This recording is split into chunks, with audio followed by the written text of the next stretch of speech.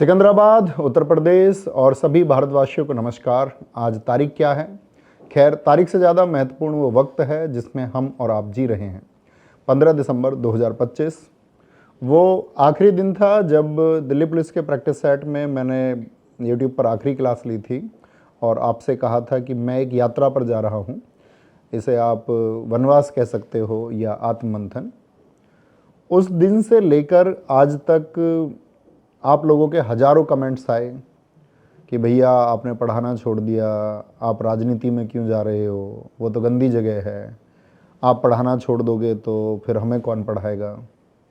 मैं पिछले 2-3 महीने से लगभग उस तरह की प्रतिक्रियाओं को, कमेंट्स को देख रहा था, पढ़ रहा था और मैं कहीं ना कहीं आपकी नाराज़गी भी महसूस कर रहा था और आपकी उम्मीद भी, लेकिन मैं चुप था। जानते हो क्यों? क्योंकि शोर मचाने के लिए सिर्फ गले की ताकत चाहिए, लेकिन सच बोलने के लिए जिगर की ताकत चाहिए। और ऐसा कह सकते हैं कि वो ताकत जुटाने में मुझे थोड़ा वक्त लगा। महान दार्शनिक अरस्तु ने सदियों पहले कहा था, man is by nature A political animal. मनुष्य स्वभाव से ही एक राजनीतिक प्राणी है, लेकिन हमारे देश में हमने राजनीति को एक गाली बना दिया है। हमने मान लिया है कि अच्छे पढ़े लिखे लोग, संवेदनशील लोग राजनीति में नहीं जाते। हमने मान लिया है कि राजनीति सिर्फ बाहुबलियों और रसूखदारों का खेल है। और यही वो सबसे बड़ा झूठ है जिस बारे में बात करने के लिए और आपके सवालों का जवाब देने के लिए आज मैं यहाँ बातें कर रहा हूँ। आज मैं यहाँ किसी पार्टी का प्रवक्ता बनकर नहीं बैठा हूँ। आज मैं यहाँ नवीन शर्मा बनकर बैठा हूँ, वही नवीन शर्मा जिसने एक किसान के घर में पैदा होकर के और जितने कम संसाधनों में कोई व्यक्ति खुद को कामयाब कर सकता है, जितनी मेहनत कोई खुद को कामयाब बनाने के लिए कर सकता है, उतनी मेहनत की। मेरे साथी जानते होंगे, जब मैं ऑफलाइन पढ़ाता था तो पूरे दिन वो पसीनों में भीग करके पढ़ाना, पसीने में भीग कर पढ़ाते हुए सबने देखा होगा, वो अपनी एक शुरुआत रही थी। वही नवीन शर्मा जिसको इस देश में ऑनलाइन क्लास में सब नवीन भैया कहने लग गए, और जिस नवीन शर्मा ने जीके, जीएस, हिंदी और इतिहास पढ़ाया। लेकिन इतिहास पढ़ाते पढ़ाते एक बात समझ में आ गई कि अगर हम खुद इतिहास लिखने की हिम्मत नहीं करेंगे तो वो लोग हमारा इतिहास लिखेंगे जिन्हें ना तो हमारी तकलीफ़ों का पता है और ना ही हमारे सपनों की परवाह। आप पूछते हैं ना कि राजनीति ही क्यों, उसका जवाब देने से पहले मुझे आपसे कुछ पूछना है। क्या आप उस सिस्टम से खुश हैं जहां डिग्रियां बट रही हैं लेकिन उम्मीदें दम तोड़ रही हैं? क्या आप उस डर के साथ जीना चाहते हैं जहां सच बोलने की कीमत एक आम आदमी को अपनी सुरक्षा और सम्मान खोकर चुकानी पड़ती है, एक छात्र को अपना हक मांगने पर लाठियां खानी पड़ती हैं? अगर आपका जवाब नहीं है तो फिर मेरी चुप्पी का कारण भी आपको समझ आ जाएगा। मैं आज यहाँ सफाई देने नहीं आया हूँ, मैं आज यहाँ एक प्रस्ताव रखने आया हूँ, एक पढ़े लिखे नागरिक का अपने जैसे दूसरे जागरूक नागरिकों के लिए एक प्रस्ताव। मैं देख रहा हूँ हर तीसरा कमेंट यही है कि भैया राजनीति तो गंदी होती है, आप अच्छे टीचर हो, आपको इस कीचड़ में नहीं उतरना चाहिए, गंदी है, बिल्कुल गंदी है, कीचड़ है, 100% कीचड़ है। लेकिन कभी सोचा हम ऐसा क्यों सोचते हैं कि राजनीति कीचड़ है और यह कीचड़ हमारे घर के आंगन तक कैसे पहुंचा? क्योंकि हम जैसे पढ़े लिखे लोग, हम जैसे सभ्य लोग नाक भौं सिकोड़ कर किनारे खड़े रहे। हमने कहा छोड़ो यार, ये हमारा काम नहीं है। प्लेटो ने हजारों साल पहले एक चेतावनी दी थी। उन्होंने कहा था राजनीति में हिस्सा ना लेने की सबसे बड़ी सजा यह है कि आप पर ऐसे लोग राज करते हैं जो आपसे कम योग्य हैं। आज हम यही सजा भुगत रहे हैं। मैंने अपनी ज़िंदगी के लगभग 10 साल इतिहास, भूगोल, संविधान, सब कुछ आपको पढ़ाया। मैंने बताया कि अधिकार दरअसल में होते क्या हैं। मैंने आपको बताया कि इस लोकतंत्र की ताकत होती क्या है। लेकिन जब मैं इन सब के बारे में सोचता था तो एक सवाल मुझे हमेशा परेशान करता था, क्या फ़ायदा उस इतिहास को पढ़ाने का जब वर्तमान में इस देश में पेपर लीक जैसी व्यवस्थाएं हो रही हों और उसके बदले में कोई सुनवाई ना हो। क्या फ़ायदा उस संविधान को रटाने को जब एक छात्र अपने हक के लिए सड़क पर निकले तो उसे लाठियाँ मिले। जिन माँ बाप का, बूढ़े माँ बाप का वो इस अपनी युवावस्था में सहारा बनना चाहता है, अगर वो लाचारी महसूस करे। मैं क्लासरूम में बैठकर आपका कैरियर तो बना सकता हूं, लेकिन उस सिस्टम को कैसे ठीक करूं जो नौकरी देने के नाम पर आपके साथ जुआ खेलता है। एक डॉक्टर मरीज को बचा सकता है, लेकिन अगर अस्पताल में ऑक्सीजन ही ना हो तो डॉक्टर क्या करेगा। मैं वही डॉक्टर हूं जिसके पास शिक्षा रूपी दवाई तो है, लेकिन सिस्टम ऑक्सीजन की सप्लाई रोक कर बैठा है। इसलिए राजनीति में आने का फैसला मैंने शौक से नहीं लिया है। यह फैसला मैंने इसलिए लिया है कि सिस्टम में मौजूद इस गंदगी को हम सब मिलकर साफ कर सके। क्योंकि अब मुझे समझ में आ गया है कि अगर कीचड़ साफ करना है तो गंदे होने का जो डर है वो छोड़ना पड़ेगा। राजनीति में आने का फैसला मैंने किसी एक रात में नहीं लिया है। इस फैसले के पीछे बहुत, अगर मैं कहूँ तो हाँ, एक रात का जिक्र हम कर सकते हैं। आपको पता होगा 2024 जब 60,244 सिपाही भर्ती की वैकेंसी आई थी, हर घर में खुशी थी। मेरे पास भी लाखों बच्चे लाइव पढ़ रहे थे। अपने लाखों भाई बहन की आंखों में मैंने वो चमक देखी थी कि भैया इस बार वर्दी पहनकर बूढ़े माँ बाप का सहारा बनेंगे। लेकिन हुआ क्या, 17 और 18 फरवरी को वो तारीख, पेपर लीक। और सिर्फ पेपर नहीं लीक हुआ था, लाखों माँ बाप और छात्रों का भरोसा लीक हुआ था। उस दिन ऐसा लगा कि जो सब कुछ हम पढ़ा रहे हैं वो सब बेकार है। और सब तरीके से सबने अपनी अपनी तरह से बातें रखी। आप लोगों के लिए सड़क पर उतरने का एक फैसला लिया। मैंने सोचा कि सरकार सुनेगी, सिस्टम सुनेगा। सिस्टम और सरकार ने सुना, लेकिन बदले में हमने क्या झेला। हमारे घर पुलिस भेज दी गई और परिवार के सभी लोगों का हाउस अरेस्ट कर लिया गया। दर्जनों पुलिस वालों ने हमारा घर और गांव कई दिनों तक घेर कर रखा। हमारे घर में जो भी सदस्य थे, तो जितनी भी मानसिक उत्पीड़न किसी का किया जा सकता था वो किया, जिसका इस सब से कोई लेना देना नहीं था। मैं चाहता तो मैं भी सोचता कि ठीक है, बाकी सब की तरह हम भी मूक हो जाते हैं, हम भी चुप हो जाते हैं। लेकिन मैंने चुप ना रहने का फैसला किया। और फिर अंत में लखनऊ आंदोलन में पहुंचने के लिए बहुत, मतलब छिपते छिपाते फ़ोन वगैरह सब बंद रख के हम पहुंचे। मेरे साथ लाखों छात्र वहां पहुंचे और सब लोगों ने यही बोला, मुझसे भी बोला, मुझे आज भी खूब याद है कि सब कुछ है, नाम है, करोड़ों छात्रों का सपोर्ट है, लाखों छात्रों को तुम सफल बना चुके हो, और मतलब इस सब की ज़रूरत क्या है। एक सवाल ये भी था कि जब तुम्हारे पास ये सब कुछ है तो तुम अपने पढ़ाए हुए छात्रों की लड़ाई सीधे तौर पर क्यों नहीं लड़ पा रहे हो। उस दिन मुझे एक बात समझ आई कि चाहे मैं कितना भी अच्छा पढ़ा लूं, आप चाहे कितना भी अच्छा पढ़ लें, लेकिन अगर फैसला लेने वाली कुर्सी पर गलत आदमी बैठा हो और वो एक साइन करके मेरी और आपकी ज़िंदगी को बर्बाद कर सकता है। उस दिन मैंने निर्णय किया कि अब नाइंसाफ़ी होने पर सिर्फ मांगेंगे नहीं, अब उस जगह जाएंगे जहां फैसले किए जाते हैं। क्योंकि कीचड़ को साफ करने के लिए कीचड़ में उतरना ही पड़ेगा। बस वो इतनी एक सोच है कि जिसने मुझे यहाँ ला करके खड़ा किया। बहुत सारे लोगों का ये कहना है कि राजनीति में जाके क्या करोगे, आपका काम तो पढ़ाने का था, आप अच्छा पढ़ाते हैं, आप पढ़ाते रहिए, राजनीति से दूरी बनाइए। सिस्टम तो चल ही रहा है, लोगों का ये कहना है। कैसा सिस्टम, किसके लिए चल रहा है ये सिस्टम? मेरे घर के पास मेरी विधानसभा सिकंदराबाद में 1000 से ज़्यादा फैक्ट्रियां हैं। गिनते गिनते थक जाओगे, इतनी चिमनियां धुआं उगल रही हैं, सुनने में लगता है कि यहाँ तो कोई स्वर्ग होगा, हर घर में नौकरी होगी। लेकिन सच क्या है जानते हो? सच्चाई ये है कि इन फैक्ट्रियों में मेरे गांव के, मेरे विधानसभा के लोगों को नौकरी नहीं मिलती। उन्हें गेट से भगा दिया जाता है, और अगर गलती से रख भी लिया तो नौकरी पर नहीं, ठेके पर, कॉन्ट्रैक्ट पर रखते हैं। 10-12 हज़ार रुपए की वो गुलामी, जिसमें ना तो कोई इज्जत है, ना कोई बीमा सुरक्षा। और यह कहानी सिर्फ मेरे विधानसभा की नहीं है, यह कहानी हमारे देश प्रदेश के हर एक विधानसभा, गांव, शहर की कहानी है। आप पढ़ाई करते हो, आप बीटेक करते हो, एमए करते हो, कर्जा लेकर पढ़ाई करते हो,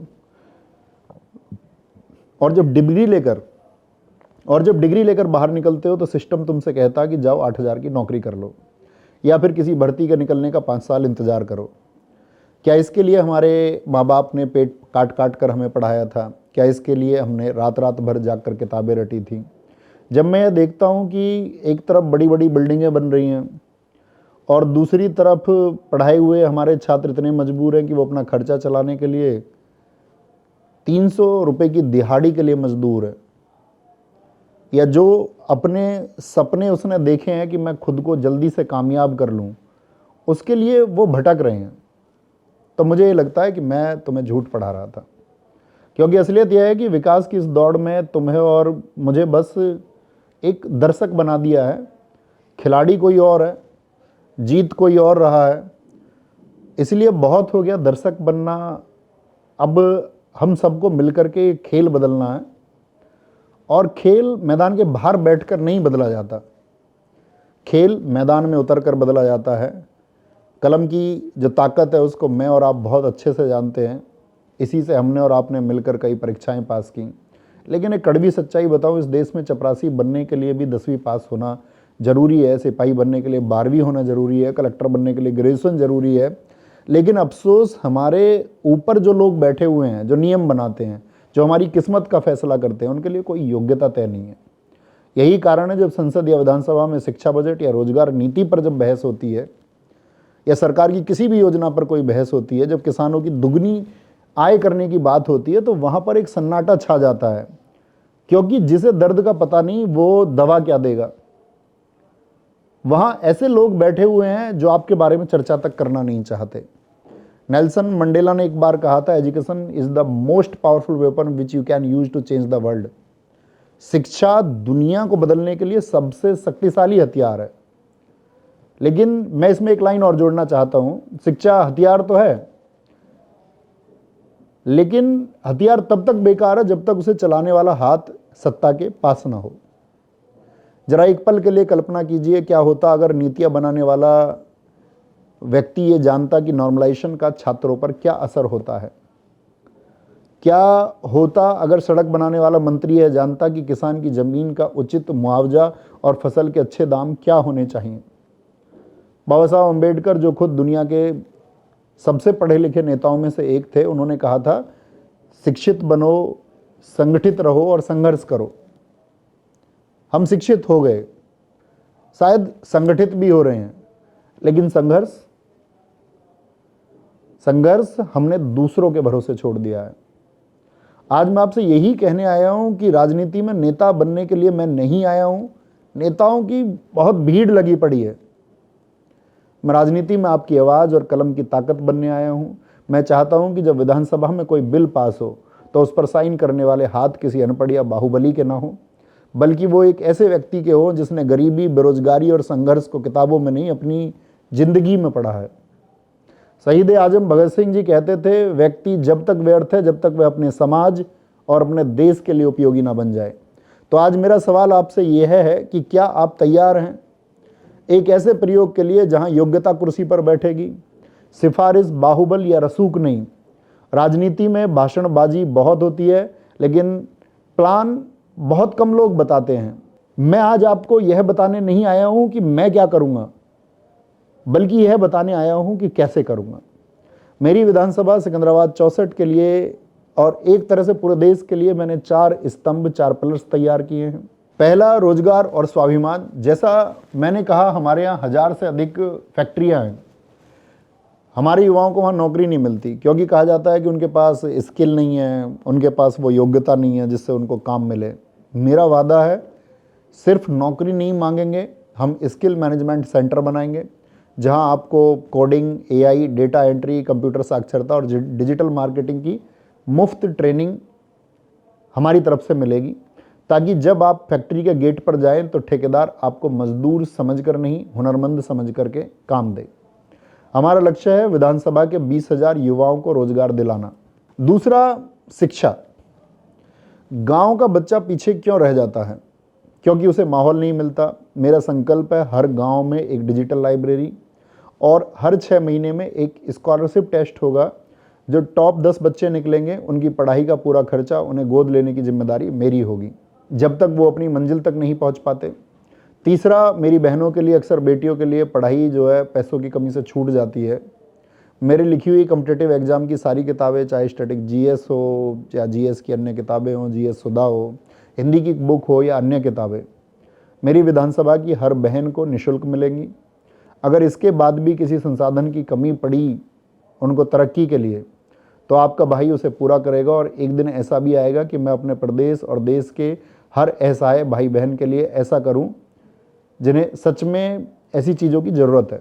चौथा, पर्यावरण और सेहत। हम विकास के नाम पर सांस लेना कभी नहीं भूल सकते।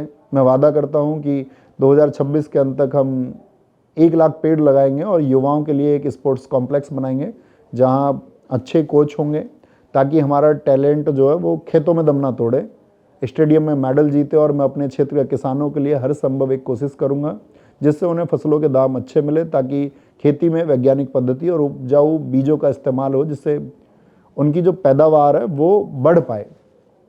हम ऐसे एक कृषि केंद्र का निर्माण करेंगे जहां पर हमारे किसानों को वैज्ञानिक पद्धति से खेती करने और तकनीक का इस्तेमाल करना सिखाया जाएगा, ताकि वो अपना उत्पादन बढ़ा पाएँ। हम ऐसे बीज के केंद्र बनाएंगे जहां पर अच्छी गुणवत्ता वाले फसलों के बीज किसानों को आसानी से मिल सकें। और इसमें एक काम और किया जा सकता है कि हर गांव पंचायत में ऐसे स्मार्ट सार्वजनिक स्थल बनाए जाएं जहां बड़े बुजुर्ग बैठकर देश दुनिया की खबरें और अन्य चीज़ों के बारे में जानकारी प्राप्त कर सकें।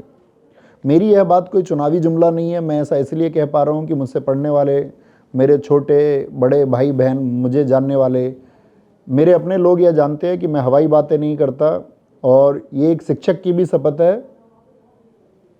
और मैं इस बात के लिए आपको भरोसा दिलाता हूं कि ये 4 संकल्प तो मैं पूरे करके रहूंगा और अपने हर वादे पर हमेशा खरा उतरा हूं। आपको पता है कि मुझे करोड़ों बच्चे यूट्यूब पर ऑनलाइन माध्यम से फ्री में पढ़े, और आज तक भी मैंने किसी अपने पेड कोर्स को लॉन्च नहीं किया। और मैं चाहता तो अपना खुद का जीएस या हिंदी का पेड कोर्स लॉन्च करके बच्चों से करोड़ों रुपए कमा सकता था, पर मैंने ऐसा नहीं किया, क्योंकि मेरे पढ़ाने का सबसे बड़ा उद्देश्य यही था कि शिक्षा उस गरीब, शोषित और मजदूर के बच्चे तक पहुँचे, उस अंतिम छोर तक पहुँचे, उस छात्र तक पहुँचे जो पैसे की तंगी की वजह से या आर्थिक अभाव की वजह से उस शिक्षा को नहीं पा रहा था। आप भली भांति जानते हो कि अब तक हमने जितने भी छात्रों को पढ़ाया उनमें 8 लाख से ज़्यादा बच्चे सरकारी नौकरी पा चुके हैं। वो घर रोशन हो चुके हैं। उन घरों में बहुत खुशी आई है जिन लोगों ने मेहनत की और ख़ुद को कामयाब भी बनाया। आज उत्तर प्रदेश के हर गली मोहल्ले, हर गांव में आपको हमारे पढ़ाए हुए सफल छात्र मिल जाएंगे। और बहुत सारे तो ऐसे गांव हैं जहां पर अपने पढ़ाए हुए 20-20, 30-30 युवा और युवती सरकारी नौकरी लग चुके हैं। और आपको बहुत सारे ऐसे गांव मिल जाएंगे जहां पर हर गांव में लगभग 100-200 बच्चे हर गांव में हमसे पढ़ने वाले बच्चे हैं। आज चूँकि प्रदेश भर में लगभग 2 करोड़ छात्र हमसे पढ़ रहे हैं और सभी वयस्क हैं, सभी 18 वर्ष से ऊपर के हैं। वैसे अक्सर लोग मुझसे ये बातें भी पूछते हैं, सर इतना अच्छा चल रहा है, सब लाखों बच्चे प्यार करते हैं, आपको आदर्श मानते हैं, आपके बताए हुए रास्ते पर चलते हैं, इस प्रकृति ने आपको सब कुछ दिया है, जिस चीज़ के व्यक्ति ख्वाब देखता है आपके पास में वो सब कुछ है, फिर क्यों राजनीति की आग में हाथ डाल रहे हो? सच कहूँ, अगर मुझे सिर्फ पैसा कमाना होता या सिर्फ अपनी ज़िंदगी बनानी होती तो शायद मैं कभी राजनीति की तरफ मुड़कर भी नहीं देखता। ईश्वर की कृपा और आप सब लोगों के प्यार से जितना मुझे मिला है, एक साधारण किसान के बेटे के लिए ये बहुत ज़्यादा है। लेकिन ऐसी सफलता का क्या मतलब जब आप लोगों के दुख और तकलीफ में उनके काम ना आ सको। मेरे पास सब कुछ है, लेकिन वो एक सुकून नहीं है जब मैं किसी गरीब बच्चे को फीस की वजह से पढ़ाई छोड़ते देखता हूँ, या किसी बीमार या बुजुर्ग की जो हालत है वो एक इलाज के लिए भटक रहा है, एक किसान फसल के अच्छे दाम ना मिलने की वजह से हताश है, तो मुझे मेरी खुद की सारी सफलता बहुत छोटी लगने लग जाती है। लेकिन मैं आज सबके सामने लाइव एक संकल्प ले रहा हूँ, और यह संकल्प किसी एक नेता का नहीं, एक शिक्षक का है। मैं सत्ता का भूखा नहीं हूँ, मैं एक सिपाही की तरह काम करना चाहता हूँ, क्योंकि मैं भी एक गरीब का बेटा हूँ। हमने भी गरीबी में उस जीवन को जिया है, बहुत संघर्ष करके सफलता तक पहुँचे हैं। मैंने गरीबी को सिर्फ किताबों में नहीं पढ़ा है, उसको हमने जिया है। इसलिए गरीब का दर्द समझना मेरे लिए कोई राजनीतिक ड्रामा नहीं है, बल्कि वो मेरा खुद का बिताया हुआ जीवन है। मेरा वादा है आपसे, चाहे मैं विधायक बनूं, चाहे हम कहीं भी पहुँचे, लेकिन ये नवीन शर्मा कभी बदलेगा नहीं। वही नवीन जो नहर के किनारे पसीने में लथपथ होकर आपको पढ़ाता आया था, वही नवीन जो आपके एक मैसेज पर रात को 11 बजे भी 12 बजे भी कक्षा लेता था, वही नवीन जिसने दिन में 12-12 14-14 घंटे एक जगह खड़े होकर इस बात के लिए पढ़ाया कि मेरे जो वंचित वर्ग के लोग हैं, जो मेरे गरीब, मजदूर, शोषित और पिछड़ों के बच्चे हैं, जो संसाधनों की वजह से कामयाब नहीं हो पा रहे हैं, वो कामयाब हो जाएं। और मैं उस सपने में सफल भी हुआ, लाखों छात्र सफल हुए। यह चुनाव आपकी उन उम्मीदों की जीत के लिए है, यह चुनाव मेरी जीत के लिए नहीं है। मैं आपसे वादा करता हूं, हर समय आपके बीच में रहूंगा। साथ में यह चुनाव उन उम्मीदों के लिए भी है जो सिस्टम की फाइलों में कहीं दब गई हैं। मैं आपसे वोट नहीं मांग रहा, मैं आपसे आपका विश्वास मांग रहा हूं, क्योंकि वोट तो 5 साल में एक बार पड़ता है, लेकिन विश्वास जिंदगी भर का होता है। साथियों, मैंने आपसे अपनी बात कह दी, मेरा मन शायद थोड़ा सा हल्का हो गया, लेकिन अभी बारी आपकी है। ये लड़ाई हमने पिछले लगभग 6 महीने से शुरू की हुई है। मैं गांवों को साफ कर रहा हूँ, मैं गांव में पेड़ लगा रहा हूँ, मैं बच्चों को निःशुल्क शिक्षा देने का प्रयास कर रहा हूँ, मैं सभी लोगों से वार्तालाप कर रहा हूँ। लेकिन पिछले 6 महीने में जब मैं घर घर, व्यक्ति व्यक्ति तक पहुंचने के प्रयास में, उनके सुख दुख में उनके साथ में होने के प्रयास में हूं, तो मैं ये मान रहा हूं कि ये लड़ाई सिर्फ मेरी नहीं है, क्योंकि मैं तो एक अकेला इंसान हूं और ऐसा भी हो सकता है कि शायद मैं हर घर, हर दरवाजे तक ना पहुंच पाऊं। जबकि मेरा प्रयास ये है कि मैं एक पैदल यात्रा करने वाला हूं, जिसमें कि मैं हर घर घर तक पहुंच सकूं। लेकिन आप लाखों में हैं। मैं आज आपसे गुरु दक्षिणा भी नहीं मांग रहा हूँ, मैं आपसे आपका साथ मांग रहा हूँ।